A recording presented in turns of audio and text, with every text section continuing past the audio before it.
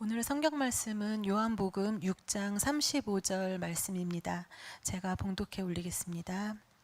예수께서 이르시되 나는 생명의 떡이니 내게 오는 자는 결코 줄이지 아니할 터이요 나를 믿는 자는 영원히 목마르지 아니하리라. 아멘.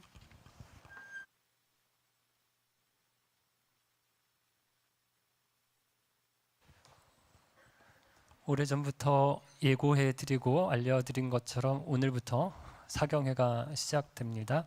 사경회 강사로 김형국 목사님 모신다라고 얘기를 들었는데요. 이미 우리 김형국 목사님은 유튜브로 보신 분들이 계실 겁니다. 앞으로 또 보시게 될 분들도 있고요. 그때보다는 좀 연세가 드셔서 오셨지만 풍성한 삶의 초대와 첫걸음과 기초로 열심히 우리 교회 안에서 양육 과정을 진행하려고 올해부터 시작했는데 그 교재를 집필하시고 또 강의를 직접 하신 분이죠. 김영국 목사님 모시고 오늘부터 사경회 시작합니다. 귀한 말씀 기대하면서 여러분들 오늘 말씀 들을 때 사경회입니다. 그래서 주일날 제가 평소에 하던 설교보다는 길 겁니다. 그래서 너무 조급해하지 마시고 편안하게 들어주시면 좋겠습니다.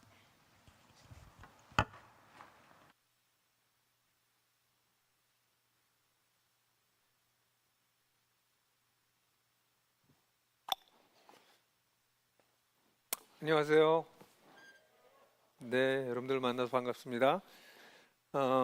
우리 김 목사님과는 최근에 알게 돼서 꽤 가까운 관계가 됐고요. 약간 동지의식 같은 거를 느끼고 있습니다. 목사님도 그러시군요. 네, 다행입니다. 그리고 또 오늘 여기 와서 예배를 드리니까 제가 개척했던 교회는 대광고등학교에서 한 15년 정도 제가 목회할 동안 있었습니다. 그래서 저희 교회는 2001년에 제가 나들목교회라고 하는 교회를 개척해서 2019년 1월 달에 그전에도 두 개의 교회를 분립한 적이 있었지만 이렇게 분립하는 정도가 아니라 아예 5개의 교회로 한꺼번에 나눴습니다. 그래서 2019년에 교회가 5개로 나뉘어졌고 저는 한 3년 정도 그 교회들 네트워크에서 좀 돕다가 지금은 그 교회에서도 이제 다 다음 세대한테 다 맡기고 저는 한 2012년서부터 시작했던 하나님 나라 복음 DNA 네트워크라고 하는 사역을 하고 있습니다. 그 사역 때문에 우리 목사님도 뵙게 됐고 여러분들이 제 교재를 쓰고 있다는 말씀을 들어서 너무 기쁜데요. 또 몇 분 오셔서 목사님 저 풍성한 삶의 기초 지난주에 끝났어요. 그러면서 아주 밝은 모습으로 인사도 해주셔서 너무 감사한데요. 저 대강고등학교에서 이렇게 모였었기 때문에 여기 오니까 옛날 생각이 나서 약간 저 혼자 좋았어요. 근데 이 강당은 좀 춥잖아요, 그죠? 근데 저희는 1960년대 지은 건물이어서 더 추웠습니다. 네, 지금 조금 추우시죠? 근데 뭐 그렇게 춥진 않잖아요, 그죠? 훨씬 좋은 환경에서 여러분들 예배 드리시는 것 같고 저희 같은 경우에는 너무 추워서 다들 이렇게 외투 입고 뭐 하여간 그 핫팩 가지고 오고 예배 시간에 이렇게 하면 이렇게 하얀 바람 나오고 그 정도로 추웠어요. 그래서 성도들이랑 우리 난방 좀 하자. 그래서 한 1억 5천 정도 들면 난방을 다 할 수 있으니까 난방 할까요? 그래서 성도들하고 투표했는데 하지 않기로. 그 1억 5천 가난한 자들에게 나누자. 그래서 저희는 그냥 겨울 때마다 춥게 전부 다 이렇게 외투 입고 털모자 쓰는 것도 허용했습니다. 하도 추우니까. 그랬던 교회였는데요. 여기 오니까 그때 기분이 나서 저 혼자 감동하고 있는 거죠. 여러분들 만나서 너무너무 반갑고 또 여러분들 교회에 대해서 기대하는 바가 제가 있기 때문에 또 그런 마음 올 때 차 타고 오면서 마음속에 조금 흥분됐어요. 내가 사랑하는 예수님을 이 교회 가서 전하는 것이 어떤 의미가 있을지 기대가 되기 때문에 마음이 좀 이렇게 저 혼자 흥분하고 왔어요. 여러분들은 오시면서 그렇게 교회 오면서 흥분하고 오고 그러진 않으시죠? 앞으로 그런 일들이 자주 생기게 되기를 주님의 이름으로 축원합니다. 아멘. 일부 때는 안 하던데 이분은 무슨 정보가 샜나요? 아멘을 아멘 하시네요. 이렇게 훈훈하고 좋은 이야기를 나누고 덕담하다 갔으면 좋겠지만 사실은 한국 상황뿐만 아니라 한국 교회가 심상치가 않습니다. 한국 상황은 이 얘기는 나중에 할지 모르겠지만 한국 교회 상황을요. 여러분 골든 타임이라는 말 아시죠? 골든 타임이라고 하는 것은 이제 그 시간 동안만이 그 위기를 극복할 수 있는 마지막 시간이다 하는 걸 골든 타임이라고 부릅니다. 한국 교회는 앞으로 10년 정도가 골든 타임인 것 같아요. 이미 골든 타임으로 들어왔습니다. 2012년에 한국 교회는 최고조를 이루었어요. 그래서 그때 그리스도인들의 숫자가 1,000만이 넘었고요. 인구에는 21% 정도가 교회 다닌다고 했습니다. 근데 딱 10년이 지나고 2022년에 그 숫자는 700만대로 떨어졌고요. 300만이 사라졌습니다. 그래서 인구의 15%로 줄었어요. 딱 10년 만에. 앞으로 또 10년이 지나면 그냥 산술적으로 계산하게 되면 10% 정도밖에 되지 않습니다. 전 인구에. 이건 아주 레디컬하게 지금 떨어지고 있는 그 기울기를 그대로 반영한 숫자고요. 이걸 좀 완화해서 좀 긍정적으로 본다 할지라도 2032년이 아니라 2050년이 되면 10% 이하로 떨어질 거라고 하는 거는 자명한 통계학적으로 프로젝션 할 수 있는 통계학적으로 너무나 선명한 상황이에요. 그러니까 어떤 얘기냐면 이제 여기 계신 분들 연세 많은 분들도 계시지만 조금 젊은 분들 30대 40대들 되신 분들은 이제 10년 20년 후가 되면 단일 교회가 별로 없어질 거예요. 대형 교회로 사람들이 계속 이동하고 있거든요. 그 대형 중대형 교회가 몇 개 남을 거고요. 중소형 교회는 거의 사라질 겁니다. 여러분들이 유럽에서 보는 또 미국에서 보는 노인들만 가득한 교회가 한국 교회의 미래입니다. 그게 그냥 현실이에요. 근데 만약에 워낙 기독교가 뭐 그런 거라면 개발도상국에서는 잘 되다가 좀 잘 사는 나라가 되면 또 기독교인이 숫자가 주는 게 전 세계적인 추세니까 뭐 우리도 그런 추세인가 보다 이렇게 얘기해버리고 말 거라면 저는 이 자리에 서서 얘기할 이유도 별로 없을 것이고요. 또 여러분들이 아니 무슨 한국 교회를 걱정하세요. 나는 그냥 아무 관심 없어. 난 예수 믿고 천당 가는 게 중요하지. 뭐 그렇게 한국 교회 그런 얘기 좀 관심 없습니다. 그런 분들이라면 또 제 얘기가 여러분들한테 별 의미가 없을지도 모르겠어요. 근데 만약에 여러분들이 하나님의 아버지이시고 그래서 하나님의 자녀들이 모여 있는 것이 교회이고 그래서 그 교회를 통해서 또 많은 사람들이 하나님께로 돌아오는 것을 우리 아버지가 간절히 기대하고 계시다는 사실을 정말 믿으시는 분들이라면 한국 교회에 대해서 걱정 안 하실 수가 없겠죠. 아니에요? 좀 더 이기적으로 얘기해 볼까요? 그럼 여러분들의 자녀는 신앙생활 잘하고 있나요? 나이 많이 드신 분들, 그분들의 아이들, 이제 성년이 된 30이 넘은 자녀들은 신앙생활 잘하고 있나요?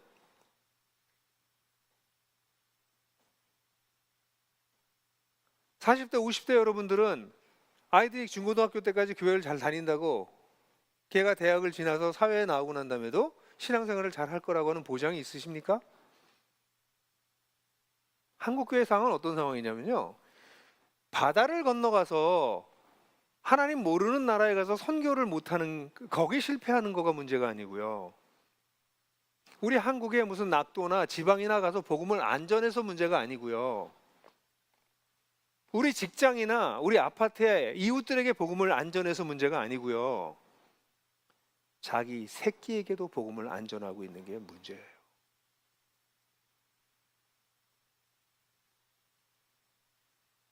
그래서 한국 교회는 노령화가 급속되게 일어나고 있습니다. 괜찮으세요? 그래도 이렇게 이기적으로 얘기하면 가슴이 좀 염려가 되십니까? 우리가 사실 총체적인 난국이에요. 저는 한국 교회가 왜 이렇게 됐는가가 저의 평생의 고민이었어요. 왜냐하면 저는 고등학교 1학년 때 예수님을 만나고요, 제가 세상을 보는 눈이 바뀌었고, 그래서 그때부터 지금까지 전 다른 종류의 인생을 살 수밖에 없었어요. 그분을 만났기 때문에. 그리고 그분의 가르침은 제가 한 50년 예수님을 따른 지가 이제 50년 가까이 돼 가는데 이 50년 동안 저를 계속 확장시키셨어요. 저를 계속 변화시키셨어요. 지금도 변화시키고 계시는 것 같아요. 정말 놀라운 분이세요. 근데 왜 그분을 믿는 사람들은 저렇게 안 믿지? 왜 성경에 나와 있는 얘기들은 성경에만 있고 우리의 삶 속에서 나타나지 않지? 이런 게 제 질문이었어요. 오늘 우리가 읽었던 성경 구절도 마찬가지죠. 나는 생명의 떡이니 나를 믿는 내게 오는 자는 결코 줄이지 않고 나를 마시는 자는 결코 목마르지 않을 것이다. 근데 크리스천들은 여전히 thirsty, 뭔가 갈망이 여전히 남아있는데, 욕망이 아직도 많이 남아있는데요. 이 얘기는 뭐예요? 이제 더 이상 쓸데없는 욕망 같은 거 없어져. 완전히 만족하고 살게 돼. 뭐 이런 뜻이잖아요. 아니, 이것뿐만이 아니죠. 너희가 진리를 알지니 진리가 너희를 자유케 하리라. 뭐가 자유해요, 크리스천들이? 제가 볼 때 자유하지 않더만. 자유하다는 게 뭘까요? 걸거침이 없다는 것입니다. 근데 그 자유함이 있을까요?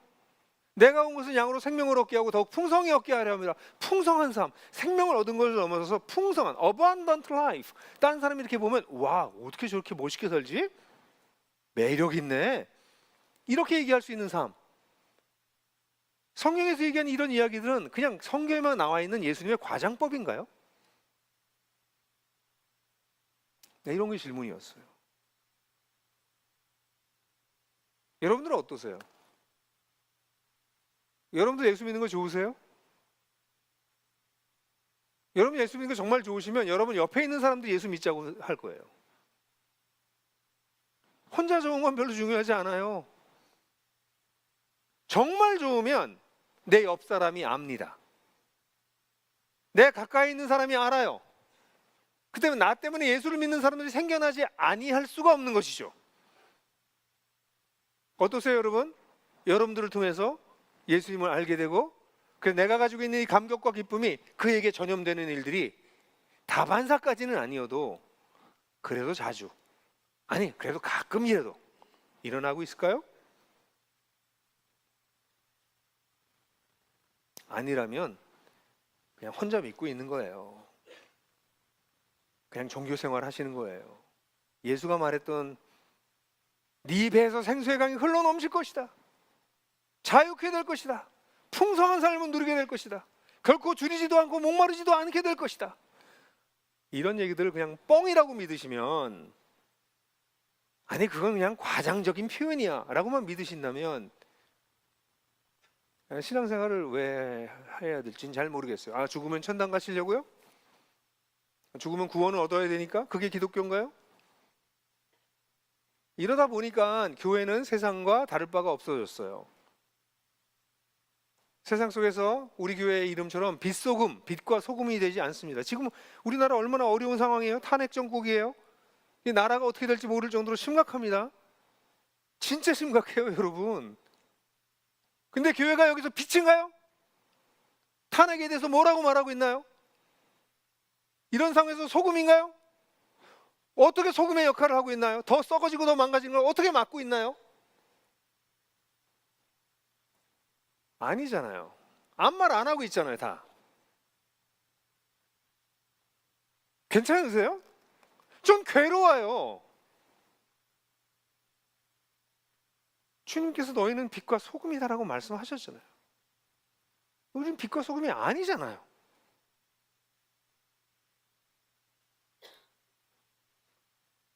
그래서 제가 마음이 많이 힘든데, 여러분, 제가 그래서 여러분들하고 말씀을 나누는 이런 어려운, 왜 이렇게 됐을까? 이게 저의 이제 평생의 고민이었어요. 20대부터 그게 고민해서 한 20년 고민했어요.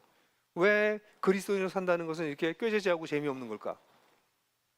내가 발견한 성경에서의 가르침은 너무나 매력적이고 풍성하고 아름답고 자유로운 것인데, 왜 교회는 세상에 영향을 끼치지 못하고 오히려 세상으로부터 영향을 받을까? 성경의 교회는 세상을 요란케 하는 자들이라고 표현하고 있는데, 세상의 기존 세력을 흔들어 놓는 그런 것이라고 성경에서 얘기하는데, 왜 교회는 이 시대에 순응하는 그런 존재가 되어버리고 맞는 것일까? 뭐 이런 게 저한테 굉장히 고민이었어요. 여러분들 고민 아니세요? 전 여러분들도 고민할 거라고 생각해요. 왜 성경에서 얘기하는 것이 현실에 잘 드러나지 않는가? 아니, 딴 데는 모르겠고 내 삶엔 안 나타나는가? 그냥 믿음이 없어서 그냥 그렇고 퉁치고 지나가시려고요? 아닐 것 같은데요. 아니, 그래서 전 이게 고민이 너무 많았고요. 제가 오늘 오면서 왜 기뻤냐면은 이런 것에 대한 제가 오랫동안 고민했던 고민을 여러분들과 나눌 수 있기 때문이에요. 사실 이렇게 된 상황에 대해서 이걸 사회학적으로도 설명할 수 있고요. 우리 한국 근현대사를 훑으면서 왜 여기까지 오게 됐는지도 얘기할 수 있어요.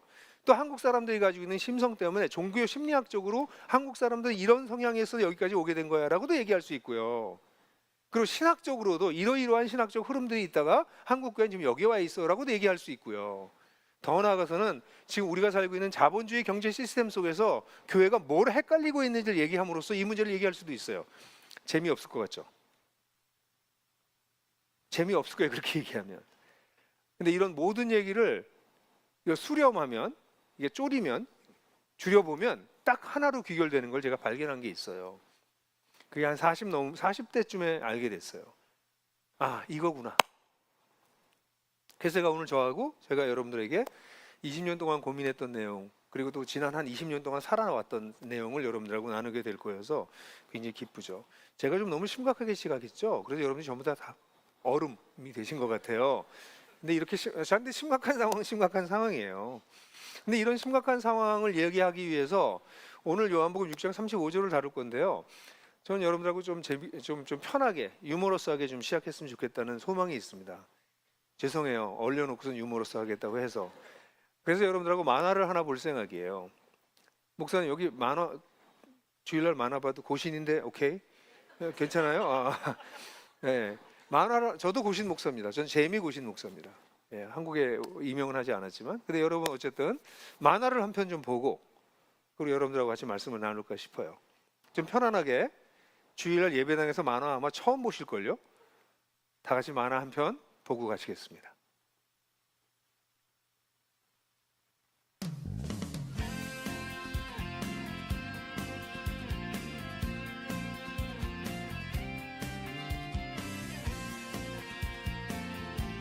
일본 잡지 편집부의 간부들이 한국에 온단다.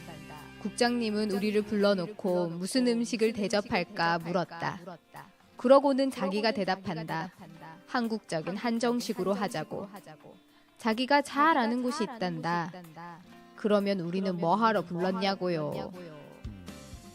한국 사람들이 최고의 맛으로 치는 전라도 음식을 전문으로 하는 집이라고 우리 국장이 소개한 한정식 집에 갔다. 건장한 사내들이 떡 벌어지게 차려진 상을 들고 들어온다. 일본인들은 엄청나게 많은 음식에 놀란 것 같다. 마음껏 드시라는 국장님의 인사에 우리는 건배를 했다. 일본 간부들은 맛있다며 끝내준다며 칭찬을 아끼지 않는다. 스즈키상이 나의 음식 칼럼을 읽었다며 인사를 한다. 나는 그에게 갑자기 궁금해졌다. 스즈키상도 맛있습니까? 머뭇거리던 스즈키상. 솔직하게 이야기하겠습니다. 이 반찬 숫자에만 신경을 쓰다 보니 음식이 개성과 성의가 없습니다. 구운 생선과 호박전은 딱딱하게 굳었고 밥은 식어서 냄새도 없고 준비하신 여러분께는 죄송스러운 말씀이지만 이 집 음식은 맛이 없다고 감히 말드립니다. 다른 일본인 간부들은 미안해서 어쩔 줄을 모른다. 우리 국장님도 놀라기는 마찬가지다. 나도 스즈키상의 의견에 전적으로 동의했다. 그렇죠. 그릇의 숫자로 한정식을 평가할 때가 많은데 정작 젓가락이 가는 반찬은 몇 가지가 안 되거든요. 한정식은 형식에 그치기 쉽다는 단점을 그대로 보여주고 있습니다. 이것 하나만 먹어도 제대로 먹었다 싶을 정도의 키포인트가 이 테이블 위에는 없어요.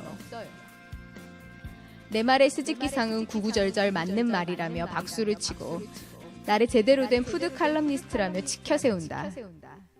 그 옆에 나를 갈구는 국장님이 보인다. 아, 나는 죽었다. 갑자기 국장님이 큰 소리를 치신다. 그래서 내일 저녁 식사는 우리 회사에서 맛을 제일 잘하는 마칼럼니스트 김진수 기자가 책임을 지고 모시도록 하겠습니다. 아, 정말 나는 죽었다. 식탁 위의 키포인트. 내가 말해놓고도 내가 뭘 알겠냐고요. 한국 음식 중에 제일 중요한 것은 뭘까? 이런 젠장 대입 수능보다 더 어렵다.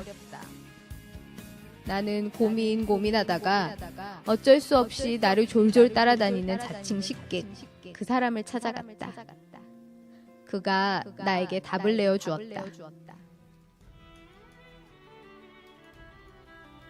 나는 그들을 한옥으로 초대했고 한복까지 입고 나와 인사했다. 그들이 내가 준비한 이 음식을 정말로 맛있게 먹고 오랫동안 한국 음식의 맛을 기억해 주기를 바라는 마음으로. 네, 오세요. 김치, 김구이, 간장, 된장찌개. 이게 전부 다냐며 국장이 깜짝 놀라 나를 매서운 눈초리로 흘겨본다. 아닙니다. 한 가지 더 있습니다.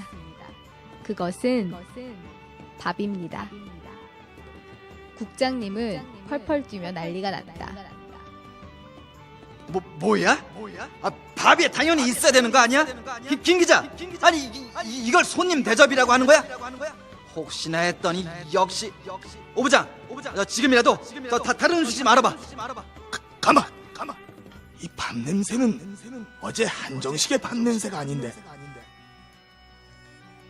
스즈키상의 혼잣말이 들렸다. 세상에 이렇게 맛있는 냄새가 날 수 있나? 잃었던 식욕이 살아나고 있어. 따끈따끈한 열기가 입안에 꽉 차면서 느껴지는 밥맛이 뭐랄까 베토벤 9번 교향곡의 사악장을 듣는 것 같은 기분이에다. 베토벤 교향곡? 후하하.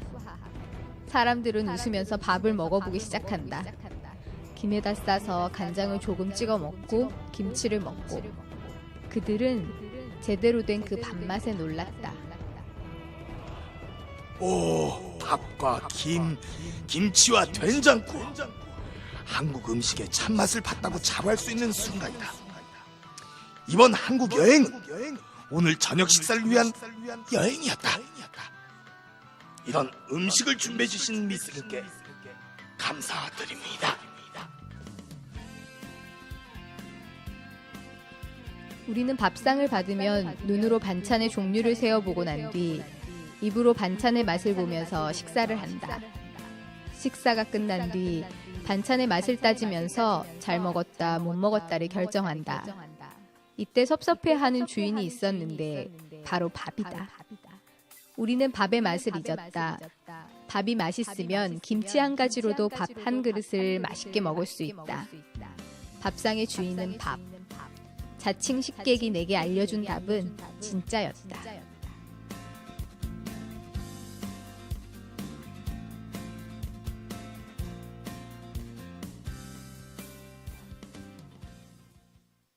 재밌게 보셨나요? 재밌으셨어요, 진짜? 어쨌든 여러분 평생에 예배 시간에 만화를 본 처음이자 마지막 경험이 되실지도 모르겠어요. 제가 왜 이 만화를 여러분들에게 보여드렸냐면 이 만화를 볼 즈음에 제가 요한복음 6장 35절을 묵상하고 있었거든요. 근데 요한복음 6장 35절의 말씀을 묵상하고 있다가 이 만화를 보고 이거다. 이걸로 성도들에게 설명해 주면 너무 설명이 잘 되겠다. 이런 생각이 들었어요. 왜냐하면 요한복음 6장 35절에 나는 생명의 떡이니 이렇게 나오잖아요. 생명의 떡이니 할 때 이 떡이라고 하는 단어가 여러분들이 잘 아는 단어예요. 헬라어로. 여러분 자주 쓰세요. 언제 쓰시냐면 주기도를 하실 때 우리에게 일용할 양식을 주옵시고 우리에게 일용할 아르토스를 주옵시고. 그래서 주식을 뜻합니다. 그러니까 이걸 영어로 번역하면 bread of life, 생명의 빵. 왜냐면 미국 사람 뭐 먹고 살죠? 반응하셔도 돼요, 여러분. 원래 안 하도록 원래 다물도록 그렇게 가르치신 건 아니죠? 그런 건 아닌 것 같은데. 미국 사람들은 뭐 먹고 살죠? 빵 먹고 살죠. 그러니까 bread of life 이렇게 번역하면 정확한 번역이에요. 근데 생명의 떡이라고 한국 사람이 번역하면 떡은 우리는 잔치 때 먹잖아요. 이건 주식은 아니잖아요. 가끔 먹는 거죠. 그죠? 떡 먹고 사는 사람 있어요? 없죠. 그러니까 생명에 우리는 뭘로 번역해야 돼요?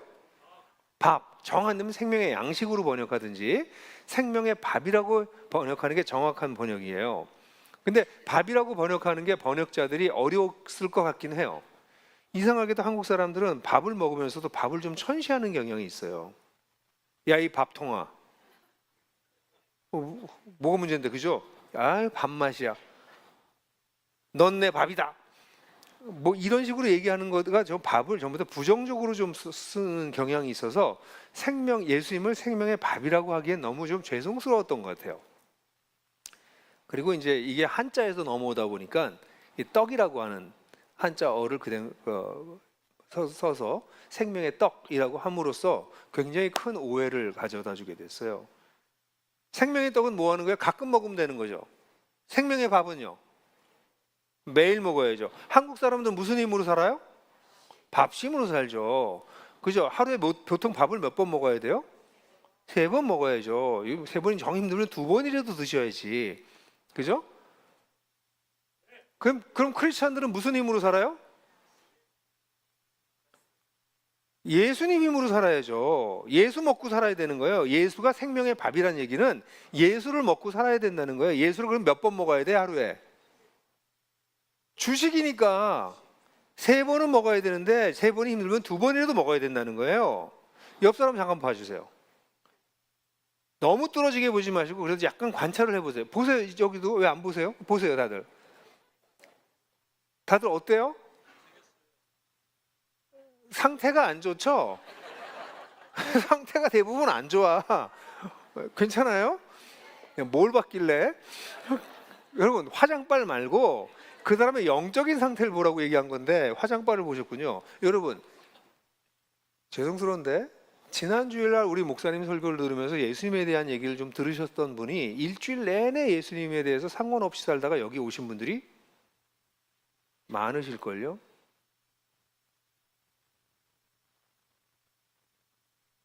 예수는 매일 드셔야 돼요. 예수가 우리의 주식이세요. 근데 일주일 내내 안 드세요. 딴 거 먹고 살아요. 그러면 사는 게 재미없어져요. 돈이나 좀 있어야 재미가 있어집니다. 돈 없어서 재미없답니다. 사는 게 의미가 없어집니다. 왜 사는지 모르겠어요. 그래서 일주일 내내 재미도 없고 의미도 없고 거기다 자본주의 속에 살다 보니까 난 돈이 없으니 난 루저고 이러고 살다가 지금 오신 거예요. 오늘도 빼먹을 뻔한 분도 계시죠? 그죠? 그래서 빼먹은 분도 계세요, 지금. 그러니까 생각해 보세요. 일주일에 한 번 예수를 대충 먹어요. 저는 김 목사님 좋아하는 거는 김 목사님이 성경을 제대로 가르치실 거라고 믿기 때문이에요. 목사님들이 성경을 가르치면서도 예수를 별로 얘기 안 해요. 온갖 쓸데없는 이 양념에다가 쓸데없는 것들 잔뜩 집어넣어가지고 들으면 재밌게 해가지고 무슨 코미디언인지. 그거 먹고 어떻게 사냐고요? 일주일에 한 번 먹는데. 많은 사람들이 일주일에 한 번 먹고 살아요. 그러니 크리스찬들이 힘이 없죠. 힘이 없어요. 세상에서도 힘이 없고요. 자기 가정에서도 힘이 없고요. 힘이 안 나요. 밥을 안 먹는데 어디서 힘이 나오겠어요? 너무 안타까운 상황이죠. 왜 이렇게 됐는지를 좀 더 얘기를 해봅시다, 여러분. 왜 이렇게 됐나 좀 생각해 보면 한국 사람들이 밥맛을 잃어버린 거랑 그리스도인들이 예수를 잃어버린 거가 거의 비슷합니다. 한국 사람들이 밥상을 딱 받으면 제일 먼저 뭘 보죠? 반찬을 봐요. 그죠? 그래서 우리 아이들도 밥 차려줘서 이렇게 해놓으면 엄마 이게 밥이 뭐 왜 이래? 이래요. 아니 밥이 있는데 반찬이 마음에 안 든다는 얘기죠. 근데 반찬하면 반찬의 반은 밥반자입니다. 찬은 뭐죠? 찬조 출연한다. 돕는다라는 뜻입니다. 그러니까 반찬은 뭐 하는 거냐면 밥을 잘 먹기 위해서 도와주는 게 반찬이에요. 그게 원래입니다. 근데 요즘은 반찬이 너무나 화려해졌어요. 반찬이 너무 요리가 많이 들어왔어요. 그러니까 이 밥이 안 보여요. 반찬을 보고 밥상을 잘 받았다 못 받았다고 생각을 하는 상황으로 바뀌어버린 거죠. 밥을 먹기 위해서 존재한 게 반찬이었는데 반찬이 밥을 대체해버린 것이죠. 이게 교회에서도 동일합니다. 여러분 교회에서 와서 여러분이 이 그리스도인 공동체 안에서 교회라고 하는 곳에서 우리가 하는 모든 것이 뭘 위한 걸까요? 예수를 먹기 위한 것이에요. 예수를 먹는다는 건 뭘까요? 예수를 알게 되는 거예요. 이 먹는다라고 하는 표현은 정말 영화에서도 표현되고 문학에서도 많이 표현되는 거지만 예수를 어떻게 먹어요 감히. 근데 예수를 먹는다라고 하는 상징은 예수를 알게 되고 그분을 먹어서 누리게 되고 그분 때문에 내가 기쁘고 그분에게 매료당하고 그분에게 감격하고 그래서 그분을 노래하고 그분 때문에 힘을 얻게 되고 이렇게 되는 게 예수를 먹는 것입니다. 그러니까 주일날 예배를 드리는 이유는 왜 예배를 드리죠? 예수를 먹기 위해서. 여러분 성가대 하셨어요. 성가대 왜 하는 것이죠? 예수를 먹기 위해서. 주일학교, 주차봉사, 교회에서 하는 온갖 세미나 이거 다 왜 하는 거죠? 예수를 먹기 위해서. 그런데 교회에서 프로그램이 점점 많아지면서 예수는 빠지고 껍데기만 남아요. 예배는 드렸는데 예배를 드려요. 그럼 여기서 이 예배를 통해서 하나님께서 나에게 예수님에 대해서 새롭게 깨닫게 해주시는 것이 무엇인가? 내가 어떻게 예수님을 더 누리고 어떻게 더 예수를 사랑하고 어떻게 더 예수님께 사랑을 표현하고 그렇게 살 수 있을까라는 걸 깨닫고 그래서 그것을 힘을 얻게 돼야 되는데 예배하면서 아니 저 목사님 왜 이렇게 자꾸 왔다 갔다 하지? 뭐 이런 왜 웃으시죠? 웃으시는 분들이 그 생각했나 봐요. 그래서 그분 약간 그 양반 말은 잘하네. 그러고선 교회 가실 수 있는 거예요. 그럼 여러분 반찬만 보고 밥은 안 드신 거예요. 성가대 노래를 아름답게 만드는 거 중요하죠. 주님도 불협화음은 안 좋아하시니까. 그 노래를 잘 만드는 건 중요하지만 그 노래를 부르는 걸 통해서 하나님을 정말 더 사랑하게 됐는가? 예수님을 더 사랑하게 됐는가? 아까 불렀던 것처럼 내가 살아온 게 정말 다 하나님의 은혜구나. 그래서 찬양하다가 가끔 목이 메어가지고 노래를 못하거나 그렇게 하셨다면 성가대 성공한 거예요.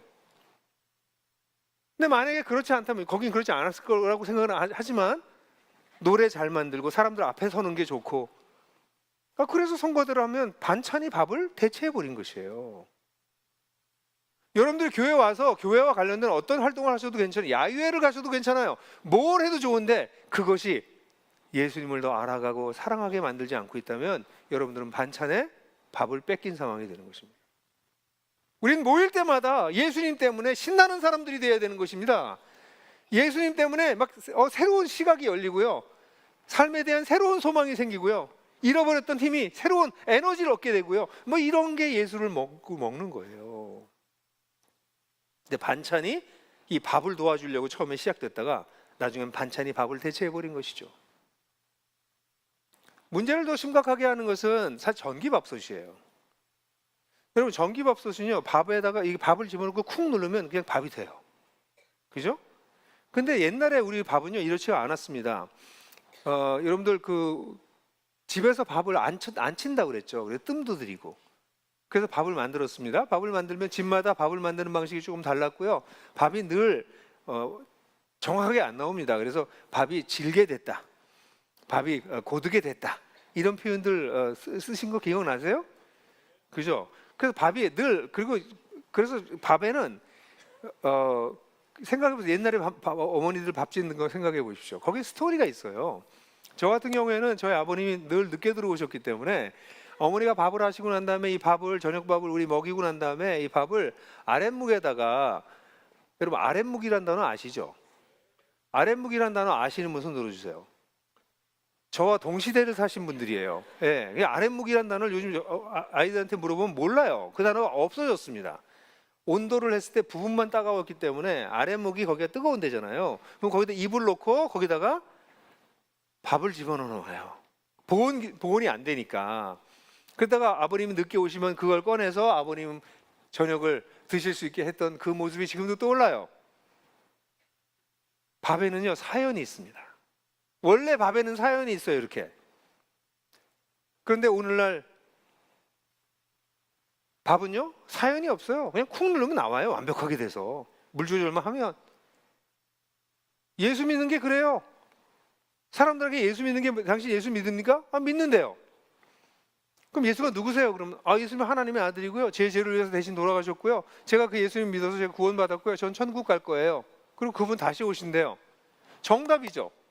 잘 대답하셨어요. 그 다음에 물어봐요. 그래서 그 예수로 인해서 당신의 인생은 어떤 이야기가 있어요? 어떤 변화가 있어요? 라고 얘기하면 네? 전 교회 다니죠. 교회 장로가 됐습니다. 아니, 그래서 당신의 삶이 어떻게 변했냐고요. 당신의 인격은 어떻게 변했고 당신의 삶 속에는 무슨 스토리가 있어요? 스토리요? 나는 그냥 살아요. 근데 난 죽으면 천당 가요? 예수 믿는 게 너무나 간단해져서 표준화된 답을 얘기를 하고 있어요. 틀린 답은 아니에요. 근데 개인적 스토리가 없어요. 여러분들은 예수를 믿고 난 다음에 예수님 때문에 여러분들의 스토리가 생겼습니까? 야, 좀 앉아봐봐. 나 있잖아. 예수님 만나가지고 내 인생이 이렇게 변했고 지금 이렇게 변하고 있어. 그 스토리가 있으세요? Do you have? 여러분들 그런 스토리가 있으세요? 아니면 그냥 쿵 누르면 나오는 밥처럼 정답은 얘기하고 있지만 그 정답과 나랑은 특별한 관계가 별로 없어요. 그러세요? 혹시 그렇지 않으세요? 상황을 더 심각하게 만든 건 햇반이에요. 햇반은 그냥 넣어서 3분 만에 나와요.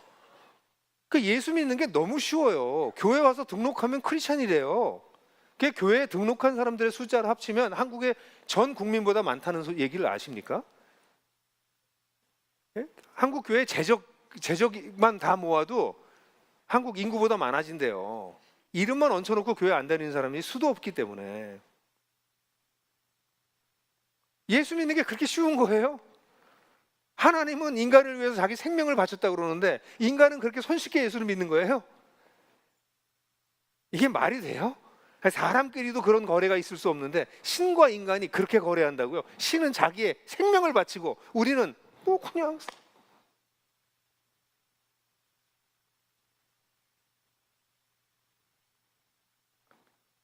거기다 상황을 더 나쁘게 만드는 거는 외식 문화가 너무나 발달했어요. 그 여러분들 외식하시면 어떠세요? 밖에 나가서 식사하시면 그 왜 밖에 나가서 아이들이 자꾸 밥 먹자고 그러냐면 그게 우리 혀를 확 움켜잡거든요. 아주 스파이시하고 양념 잘 돼 있고 달고 맵고 짜고 그래서 먹으면 입에 확 들어오죠. 근데 그걸 계속 먹으면 어떻게 돼요? 성인병에 걸립니다. 건강한 음식이 아니기 때문에 그래요. 이 교회도 마찬가지입니다. 옛날에는요, 여러분 그런 단어 아세요? 클클하다, 마음이 클클하다. 그런 단어를 쓰시면 저랑 또 같은 시대. 예? 클클하다, 마음이 좀 힘들어. 그럼 뭐 했어요? 그럼 성경 읽었습니다. 그 정말 힘들면 새벽에 일어나서 교회 갔습니다. 새벽 기도하라. 근데 요즘은요 마음이 클클할 틈이 없어요. 손바닥 위에서 여러분들을 즐겁게 하는 엔터테이닝이 가득 언제든지 쏟아져 나옵니다.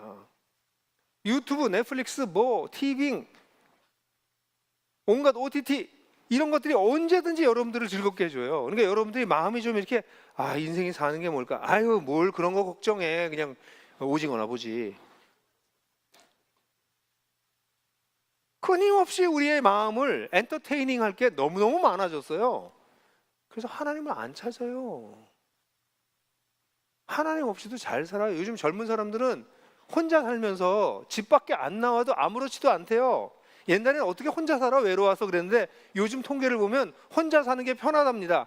혼자 살면 들어가서 할 게 너무 많아요. 돈만 있으면 배달시키고 보고 혼자서 누릴 수 있게 만들어준 게 너무 많아서 외롭고 영혼이 힘들고 이런 거 못 느껴요. 그럼 그렇게 살면 그 사람들이 풍요로워지나요? 속고 있는 것이죠. 현대 문화는 인간을 그렇게 만들어버려서 이 다양한 엔터테인먼트를 통해 가지고 우리로 하여금 하나님께 하나님은 관두고 인생에 대해서 자기 인생 그리고 우리가 살고 있는 세상에 대해서 관심을 갖지 못하게 만들어요. 너 혼자 재밌으면 돼. 너 혼자 즐거우면 돼. 네가 다 오라. 하마터면 열심히 살 뻔했네. 그러면서 사람들을 속이고 있는 거죠. 이런 풍토가 되다 보니까 교회 와서도 예배 시간이 짧아야 돼. 목사님 설교 길면 안 돼. 이게 재밌어야 돼. 재밌게 못할 것 같으면 짧게라도 해라. 목사님 설교는 어떠십니까? 그 사람들이 그런 요구하는 거예요. 그 목사님들의 이 유튜브에 올라오는 설교들 보면 어떤 설교들이 사람들이 코미디언인지. 그 교회도 엔터테인먼트로 가득 차는 거죠. 정말 하나님을 여러분 예배가 뭐예요? entertaining God. 하나님을 기쁘게 하는 게 예배예요. 예배는 entertained by God. 하나님에 의해서 우리가 entertained, 우리가 즐거워지는 게 아니에요. 우리는 아무렇지도 아무런 감흥이 없어도 상관없어요. 하나님을 기쁘시게 하는 게 예배예요. 그런데 오늘 예배는 여러분들 나가면서 오늘 예배 좋았어, 은혜로웠어. 뭐예요? 내가 좋았던 얘기예요. 내가 좋았던 얘기예요. 내가 하나님께 오늘 정말 전심을 다해서 예배를 드렸네. 하나님께서 나에게 하는 메시지를 내가 오늘 들었네. 참 감사하네. 그게 예배를 잘 드린 거죠. 오늘 은혜로웠어 아주. 좋았어 오늘. 나랑 어떻게 내가 생각하는 거랑 똑같이 목사님 말씀하시는지 아주 감동이었어. 다 뭐예요? 나를 위한 예배죠. 그렇게 돼버렸어요. 그래서 그리스도인들이 한국 사람들이 밥을 잃어버리고 밥심을 잃어버린 것처럼 한국의 그리스도인들은, 제가 볼 때는 한국뿐만 아니라 전 세계의 그리스도인들은 예수를 잃어버리고 있습니다. 예수를 안 드세요. 그리고 힘들대요. 인생 의미를 못 찾겠대요. 밥을 안 먹으면서 힘이 없대요. 살 힘이 없대요. 그럼 뭐라고? 야, 밥이나 먹어. 그렇게 얘기하지 않으시겠어요? 근데 그리스도인들이 힘이 없답니다. 재미가 없답니다. 살 의욕이 없답니다. 난 우울증에 빠졌답니다. 전 그래서 여러분들한테 예수가 생명의 밥이라는 것이 정말 뭘 의미하는지 여러분들하고 얘기하기 위해서 여기 왔어요. 당연히 오늘 다 얘기 못합니다. 3일 동안 여러분들하고 그 얘기를 할 거예요. 근데 생명의 밥이, 그래서 오늘은 아주 개론적인 얘기만 여러분들하고 할 거거든요. 근데 생명의 밥이라고 그러면 생명의 밥이라고 하는 거를 번역을 하기가 쉽지가 않아요. 뭐뭐의 뭐 이거를 번역하는 게 헬러의 어려운 생각보다 쉽지 않은 번역입니다.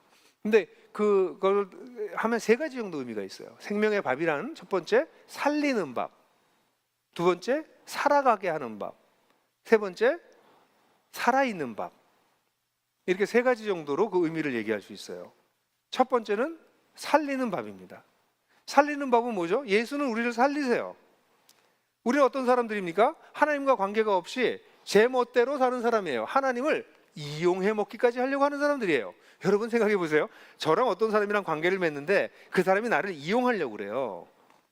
그럼 내가 그 사람과 관계를 제대로 맺을까요? 내가 끊어버릴 수 있다면 끊어버리고요. 만약에 끊을 수 없는 관계라면 나도 대충 관계를 맺습니다. 여러분들이 하나님을 이용하려고 드신다고요? 하나님과 관계가 맺어질 수 있다고 생각하세요? No way. 하나님이 이렇게 우스우세요? No. 하나님이랑 관계 맺을 수가 없어요. 하나님을 이용해 먹으려고 하는 사람은. 그런 존재에 우리 소망이 없는 사람들입니다. 하나님조차 이용하려고 들어요. 근데 이런 우리를 하나님께서 사랑하셔서 하나님과의 관계를 회복시키시려고 하십니다. 저를 이용해 먹으려고 하는 놈들은 나쁜 놈들이에요. 제가 볼 때 괘씸하고 아주 제가 싫거든요. 인간적으로 너무 미워요. 그런 저를 이용해 먹으려고 드는 사람들은. 근데 우리 하나님은 하나님조차 이용해 먹으려고 하는 사람들조차 품으세요. 그리고 그들의 말도 안 되는 이 죄에 대해서 하나님께서 대신 돌아가 주세요. 죽으세요. 여러분 이게 말이 됩니까? 신이 인간을 위해서 죽으세요. 이게 기독교의 메시지입니다. 그래서 이 죽으신 예수 그리스도를 의지해서 우리가 하나님과의 관계가 회복될 수 있다는 것이죠. 그래서 예수는 우리에게 살리는 밥이십니다. 예수님 때문에 우리가 살아나는 것이죠. 죽어 있었던 존재였는데. 여러분들은 이런 감격이 있으십니까? 나 예수님 때문에 진짜 나 인생 정말.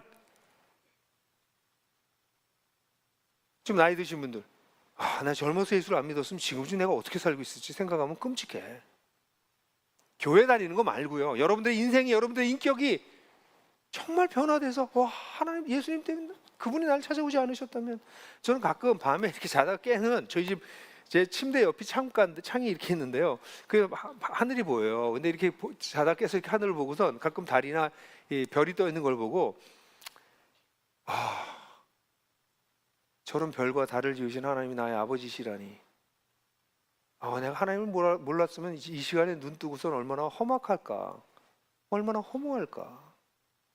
이 깜깜한 우주 속에 그냥 나 혼자라는 기분이겠다. 근데 하나님 내 아버지시니 참 감사하다. 그러다 잠들어요. 여러분들도 그러지 않으세요? 주님이 나에게 다가오지 않으셨다면 난 과연 지금 어떻게 살고 있을까? 이런 생각이 없으세요? 그럼 교회만 다니시는 거예요. 살리시는 예수에 대한 것을 잘 모르시는 거예요. 지금 한국 교회는 교회를 다니는 사람들이 굉장히 남아있는 사람들, 교회에 아직도 남아있는 사람들 포함해서 교회에서 거의 40% 정도가 아직 하나님을 모른다고 봐요. 그걸 nominal 크리스찬이라고 그래요. 명목상의 그리스도인 또는 cultural 크리스찬, 문화적 그리스도인, 이름뿐인 그리스도인. 그냥 교회만 다니는 사람들이 100명 있으면 그 중에서 교회에 따라 다른데요, 40%에서 60%까지는 있어요. 그러니까 여기 이렇게 있으면은 요만큼은 그냥 아주 쉽게 해서 천국에 못 간다는 얘기예요. 죄송해요, 여러분. 여러분들이 그렇다는 얘기가 아니라 퍼센테이지가 그렇다는 얘기예요. 끔찍한 얘기죠. 왜요? 예수 믿는 게 전기밥솥, 햇반 그 정도 수준으로 떨어져 버렸기 때문이에요. 저는 오늘 아침에 어느 날 밥을 먹는데 밥을 먹다가 울 뻔했어요. 왜냐면 이 밥이 내 앞에 어떻게 왔나 이렇게 보니까 하늘의 벽시가 땅에 떨어져서 그 좀 무가치해 보이는 벽시가 땅에 떨어져서 싹을 내고 자라나서 온갖 풍파를 당하고 햇빛을 받고 어쨌든 태풍도 당하고 7월 8월에 떼약볕을 견뎌내고 나서 그리고 익어요. 그럼 농부가 와서 목을 댕강쳐요. 그 댕강친 걸 가지고 또 때려. 그 탈곡을 해요. 그다음에 껍질을 벗겨요. 그래서 도정을 해요. 그럼 쌀이 돼요. 그리고 집에 보내. 그럼 우리 엄마나 아빠가, 요즘은 아빠들도 많이 하죠, 물고문해. 그래서 솥에 얹어가지고 완전히 팍 죽여. 그래서 밥이 내 앞에 딱 온 거야. 근데 보는 순간 예수님이 떠올랐어요. 예수님이 나한테 이렇게 오셨구나. 예수님이 밥이 되셔서 나한테 이렇게 오셨구나. 세상에 아무도 바라보지 않는 작은 씨앗으로 이 땅에 떨어지셔서 오셔서 온갖 고난을 당하시면서 식민지 국가의 백성으로 가난한 집에서 소녀 가장으로 자라면서 동생들 돌보다가 그러다가 때가 돼서 나와서 하나님을 가르치고 전했을 때 결국은 제자들에게도 배신당하고 옷벗김을 당하고 매질을 당하고 십자가에서 완전히 죽으셔서 나를 살리는 생명의 밥이 되셨구나. 그 요즘도 가끔 밥 보다가 이렇게 눈물이 턱 맥힐 때가 있어요. 주님, 제가 뭐라고 이렇게 하셨습니까? 여러분 가운데 이 살리신 밥에 대한 감격을 잃어버리셨거나 그 감격이 뭔지를 모르시는 분들이 있으면 여러분들이 아직 주님을 모르시는 분일 가능성이 있어요. 제가 월화수 3일의 사역을 하는데 월요일 날에 그런 분들은 꼭 오십시오. 부탁입니다. 예수님이 여러분들을 위해서 무엇을 하셨는지를 먼저 아셔야 됩니다. 믿는 게 중요한 게 아니에요. 뭘 믿는지 모르는데 믿는 게 왜 중요하겠습니까? 믿는 기독교는요, 믿음이 중요한 게 아니라 뭘 믿느냐가 중요한 거예요. 그 내일은 살리는 밥에 대해서 얘기할 거예요. 그 여러분들 정말 부탁해요. 그 주님이 여러분들을 위해서 무슨 일을 하셨는지를 들으시기를. 아, 죽으면 천당 보내준 거 아니에요? 아유, 좀 유치원 얘기 좀 그만하시고요. 주님께서 이루신 놀라운 일에 대해서 여러분들하고 얘기하고 싶어요. 살리는 밥. 근데 그분은 우리에게 어떤 분이세요? 살아가게 하는 밥이세요. 예수님의 중심 가르침이 뭘까요? 제가 하나 둘 셋 하면 큰 소리로 대답해 보세요. 예수님께서 가르친 가장 중요한 가르침. 하나 둘 셋. 이 대답을 안 하겠다는 건 뭡니까? 지금 태업입니까? 한번 해보세요. 다시 한번. 하나 둘 셋. 네, 길게도 얘기하셨고요. 어떤 분은 좋습니다. 예수님의 가르침은 여러 가지로 표현할 수 있지만 하나님 나라예요.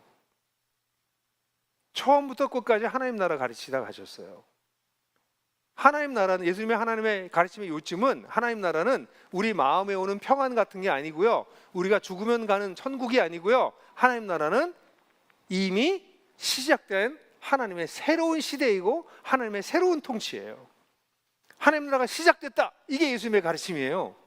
그래서 우리는 어떤 존재냐면 이 땅에 살고 있지만 하나님 나라에 속한 사람입니다. 우리는 이 땅에 살아가면서 세상 사람들이랑 똑같이 살지만 하나님 나라의 가치관을 가지고 이 땅에서 살아가요. 그러니까 이 하나님 나라를 발견한 사람들은 이 세상에서 어떻게 살아야 될지 알게 되는 거죠. 그러니까 하나님 나라를 발견한 사람들은 뭐가 변할까요? 물론 자기 마음이 제일 먼저 변하지만 그 다음에는요, 자기 주변에 있는 관계가 변해요. 자기 아내와의 관계가, 자기 남편과의 관계가 변합니다. 자기 자녀와의 관계가 변합니다. 자기가 일하는 것에 대한 철학이 바뀌어요. 내가 일을 왜 하지? 내가 돈을 왜 벌지? 이게 달라집니다. 근데 이 하나님 나라를 모르면 하나님 나라는 죽으면 가는 것이라고 생각해서 세상 사는 때 세상 사람들이랑 똑같이 살아요. 세상에서 애를 이렇게 키우라고 하면 그렇게 키우고, 세상에서 재택을 이렇게 하라면 그렇게 재택하고, 세상에서 커리어를 발전시키면 이렇게 발전시키고, 세상에서 취미생활 이런 거 한다고 하면 그거 따라가고. 왜냐면 하나님 나라를 모르니까요. 그러니까 세상 나라에 속해서 세상 나라 방식대로 똑같이 사는 거죠. 그러니까 그런 사람들에게 보면 넌 크리스찬인데 뭐라고 그러냐면, 너랑 나랑 사는 게 뭐가 달라? 똑같지 않냐? 넌 다른 거 교회 가는 거랑 일요일 날 교회 가는 거랑 일상생활은 나랑 다른 게 없는 것 같아. 직장생활하고 애 키우는 거 다 똑같잖아. 하나님 나라를 모르면 그렇게 살 수밖에 없습니다. 그러나 하나님 나라를 알게 되면 하나님의 다스림이 실제로 나의 삶 속에 어떻게 드러날 것인가. 교회 여기 와서 말고요, 여기 와서는 지금 다 상태를 보니까 다 괜찮으세요. 왜냐면 지금이 여러분들의 상태가 제일 좋을 때니까. 여러분 상태는 언제 나타나요? 집에 가면 알아요. 신앙은요, 여기 와서 이렇게 앉아있는 게 신앙이 아니에요. 여러분들 집에 갔을 때 여러분들의 가족들이 여러분들 평가하는 게 여러분의 신앙의 수준이에요. 여러분들 직장에서 여러분들 동료나 상사나 여러분들 후배들이 여러분을 평가하시는 게 여러분들의 신앙이세요. 여기는 지금 다 상태가 제일 극상품 상태예요. 지금 다. 왜 그렇게 될까요? 하나님 나라를 발견하게 되면 사람들은 다르게 살 수밖에 없습니다. 아, 하나님이 이렇게 그의 일을 하고 계시다고? 그래, 이 하나님 나라를 모르면 세상을 쫓아 살아요. 그러니까 전 우리 교회에서 늘 그 얘기를 많이 가르쳤어요. 세상이 그렇게 좋으면 그렇게 살아야지 어떡해. 하나님 나라를 모르는 사람들은 세상에 쫓아 살 수밖에 없어요. 근데 그렇게 살다가 세상이랑 같이 망하는 거죠. 아니, 하나님 나라는 이런 것이야. 이렇게 하나님 나라를 알게 될 때 단순히 내 개인의 삶을 넘어서서 우리 사회와 더 나아가서 우리 지구촌까지 하나님의 관점으로 보기 시작하는 거죠. 근데 너무 안타까운 게 지금 우리나라 되게 어려워 심각한 상황이거든요. 근데 이런 탄핵 정국의 이 심각한 상황에 교회가 한 말도 못해요.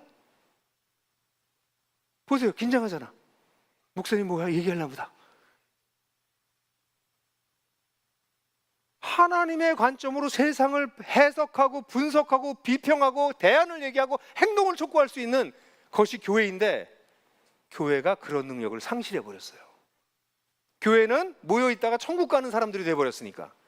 그러나 만약 교회가 이미 시작된 하나님 나라를 이 깨지고 망가지고 엉터리 같은 세상 속에서 살아내려고 한다면 정치는 굉장히 중요한 요소입니다. 근데 정치에 대해서 아무 얘기도 못 해요. 역량이 없기 때문에. 그 얘기했다가 교회가 쪼개집니다. 왜냐하면 교회 안에서 적어도 이데올로기, 좌파 우파만 나오면 이게 그리스도보다 더 위로 올라가니까. 그리스도보다 좌파 우파가 더 높습니까? 그래서 얘기를 못 합니다. 저도 안 할 겁니다. 제가 와서 교회를 깨놓을 생각은 없거든요. 여러분들은 여러분들이 세상을 보는 눈이 하나님께서 주시는 겁니까? 아니면 유튜브에서 들은 겁니까? 어떤 목사가 얘기하는 겁니까? 끊임없이 대중은 조작당해 왔는데, 기독교 역사 속에서 대중들이 끊임없이 세상의 지도자들과 종교 지도자들에 의해서 조작당해 왔는데, 여러분들은 어떤 관점으로 세상을 보시고 사실 겁니까? 지금같이 절체절명의 한국 사회, 절체절명의 상황 속에서 어떻게 보아야 됩니까?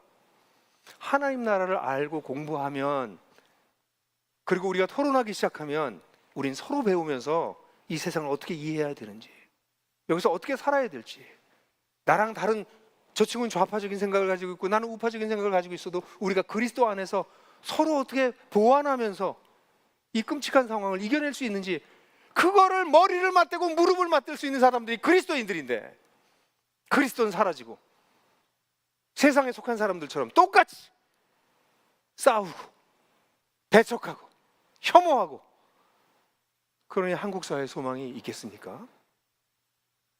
빛과 소금이 다 어디로 가버린 것입니까? 그래서 하나님 나라를 알게 되면요, 이거 엄청나게 공부해야 될 내용이 많은 거죠. 아, 이게 단순한 문제가 아니구나.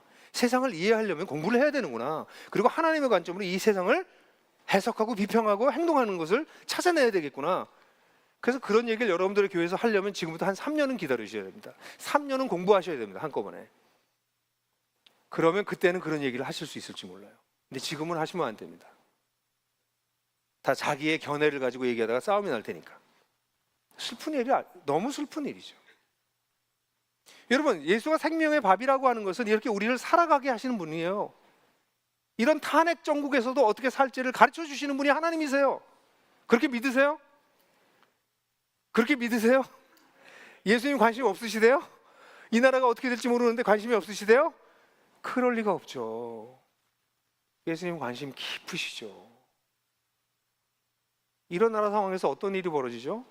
저는 어제 이제 크리스마스 때가 되면 이때 저희 회사랑, 제가 이제 집회하면서 얘기할지 모르지만 저희 회사나 제가 아는 하나복에서 기아대책이랑 같이 이게 희망 박스라고 그래서 그 박스 만들어 가지고 그걸 저는 매년 이제 폐지 줍는 분들한테 찾아다니면서 드려요. 그래서 어제 그래서 6개를 돌렸는데요. 작년하고 올해 느낌이, 올해 폐지 줍는 분들이 더 나이가 들어 보이시고 더 빈궁해졌다는 느낌이에요. 그러니까 주관적인 느낌이에요. 지난번에 한 분은 너무 힘드셔서 제가 집까지 모셔다 드리면서 그걸 갖다 드렸는데, 그래서 그분이 생각나서 그 집에 갔는데 그 집 문이 닫혀 있었고 조그만 창이 열려 있었는데 겨울인데도 방 안에 냉기가 가득한데 살아 계신 건지. 그래서 그냥 그 앞에다 박스 내려놓고 왔는데 마음에 계속 걸려요. 우리가 살고 있는 세상이 얼마나 고통스러운지 아세요?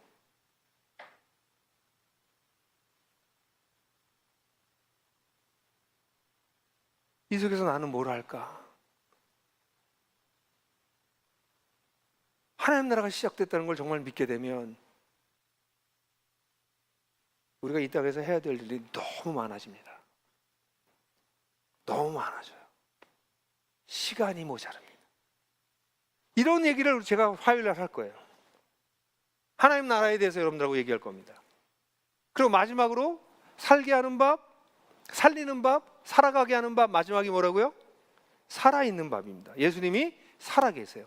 지금 예수님 여기 살아계신가요? 다시 한번, 여기 예수님 살아계시나요? 네. 그러면 여기 살아계시다가 밖에 나가시면 안 살아계시나요? 맞아요. 이 예배당을 나가시면 거기도 예수님 계세요. 여러분들의 가정에 여러분들이 계세요. 여러분들이 부부싸움 할 때 거기 계세요. 여기 가정에서 경제적인 문제로 고민하고 계실 때 거기 예수님 계세요. 여러분 직장에서 쿠사리 먹으면서 어려울 때 거기 계세요. 예수님은 우리를 떠나지 않으세요. 그 살아있는 예수님이 우리 속에서 무슨 일을 하고 계시는지, 그 기독교인의 삶이란 이 살아계신 하나님 예수님과 동행하는 삶을 배우는 것입니다. 신나는 삶이죠. 생각해 보세요. 만물의 주제이신 하나님이 그의 영으로 나와 함께 하세요. 그분은 무슨 일을 내 인생 속에서 하고 계시는가?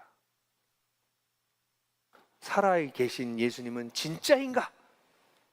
그 얘기가 마지막 날 여러분들하고 다룰 이야기입니다. 여러분, 저는 우리 상황이 굉장히 심각하다는 이야기, 아주 배드 뉴스와, 그러나 예수님께서 우리의 생명이 밥이 되셨다는 굿 뉴스를 여러분들에게 같이 전해드렸어요. 맞아요. 우리 상황은 사실 좀 끔찍해요. 한국 사회적으로나 교회적으로나, 그리고 어쩌면 여러분들 개인의 삶도 들여다보면 이런저런 어려움들을 가지고 계신 분들이 많으실 거예요. 배드 뉴스입니다. 그러나 여러분들 기뻐하십시오. 예수님은 우리에게 생명의 밥이 되기 위해서 이 땅에 오셨습니다. 그분을 제대로 우리가 누리기 시작하면 우리는 살아날 것이고 살아가게 될 것이고, 뿐만 아니라 살아계신 주님과 동행하는 축복을 누리게 될 것입니다. 제가 빛소금 교회에 대해서 기대하는 것은 10년 후에 한국의 많은 교회들이 무너져 있을지 모르지만 여러분들의 교회가 기둥처럼 서 있기를, 그 여러분들을 통해서 여러분을 자신이 변화되고 여러분을 통해서 변화되는 사람들이 끊임없이 나오는 진짜 살아있는 교회, 그 교회로 10년 후에도 우뚝 서 계실 수 있게 되기를, 그리고 그 속에서 누구보다도 여러분들 스스로가 여러분들의 삶을 돌아보면서 잘 살았다, 너무 감사하다, 오늘 찬양대가 노래한 것처럼 내 살아온 게 정말 주님의 은혜다, 내 지내온 세월이 주님의 은혜다, 그런 고백을 여기 계신 모든 분들이 하실 수 있게 되기를 주님의 이름으로 축원합니다. 이 시간 함께 찬양 하나 하겠습니다. 사도 바울의 고백이죠. 내 안에 사는 분이 그리스도라고. 그래서 사도 바울은 죽는 것도 유익하다, 그렇게 얘기했습니다. To die. 반주해 주세요. To die is to gain. To live is Christ. 사는 게 그리스도이니 to die. 죽는 것은 to gain. 오히려 얻는 것입니다. 그분을 만나게 될 거기 때문에 이 찬양이 여러분들의 노래가 되기를 간절히 바랍니다.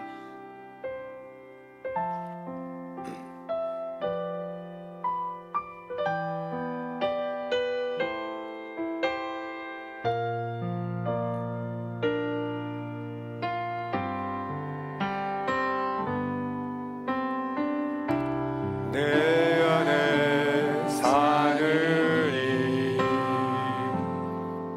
예수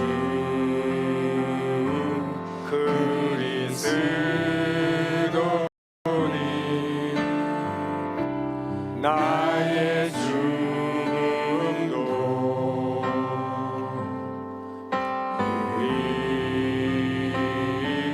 유익하니라. 내 안에 사느니 예수 그리스도니 내 안에 사느니 예수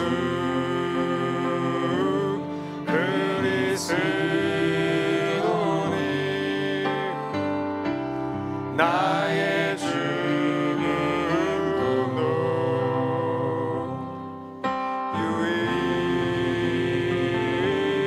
유익함이라.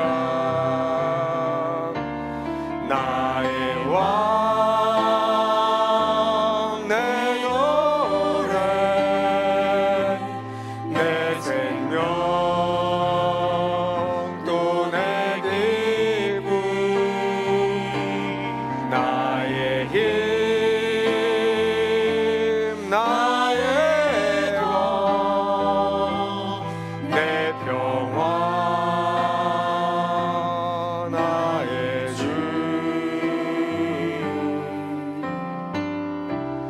내 안에 사느니 예수 그리스도니 나의 죽음도